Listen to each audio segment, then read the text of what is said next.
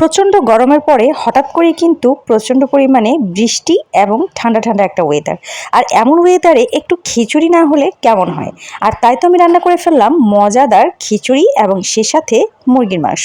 আসসালামু আলাইকুম, welcome to Prabhas daily life blog. কেমন আছেন সবাই? বিগত কয়েকদিন ধরে কিন্তু প্রচুর বৃষ্টিপাত হচ্ছে, আর এত বেশি বৃষ্টি যে ইদানিং তো মনে হচ্ছে শীত পড়ে গেছে, এত ঠান্ডা লাগছে। তো যাই হোক, যেহেতু ঠান্ডা ঠান্ডা একটা ওয়েদার আর যেহেতু বৃষ্টি পড়ছে রেগুলারলি, তো ভাবলাম সেদিন একটুখানি খিচুড়ি রান্না করে ফেলি। আর তাই কিন্তু সেদিন আমি কিছু খিচুড়ি রান্না করে ফেলেছিলাম, আর সেই সাথে একটু মুরগির মাংস। বলতে গেলে একদম ইনস্ট্যান্ট রান্না করেছিলাম, খুবই অল্প সময়ের ভিতরে, আর খুব বেশি মজা হয়েছিল। তো যাই হোক, ফাইনালি আমার খিচুড়িটা হয়ে গেল, আর সেই সাথে মুরগির মাংসটাও কিন্তু আমার রান্না কমপ্লিট। এবারে কিন্তু খাওয়ার পালা। যদিও আমি এটা ফাইনাল খাওয়া খাচ্ছি না, আমি একটুখানি চেখে দেখবো। তো এই জন্য একবারে অল্প অল্প কিছু আইটেম নিয়ে আমি একটুখানি খেয়ে দেখলাম। পরবর্তীতে অবশ্যই একটু সালাদ রেখেছিলাম।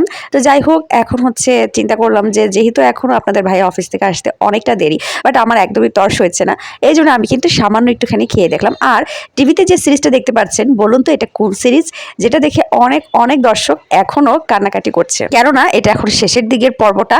আর যাই হোক, আমার কিন্তু খুব পছন্দের একটা সিরিজ এটা। আমি জানি আমাদের বাংলাদেশের অধিকাংশ মানুষেরই এটা বর্তমানে অনেক পছন্দের একটা সিরিজ হয়ে দাঁড়িয়েছে। তো যাই হোক, এভাবেই কিন্তু আমার খিচুড়ি বিলাসটা শেষ হলো। আপনাদের কাছে আমার এই ছোট্ট ব্লগটি কেমন লাগলো অবশ্যই সবাই জানাবেন। সবাই অবশ্যই লাইক, ফলো এবং সাবস্ক্রাইব করবেন।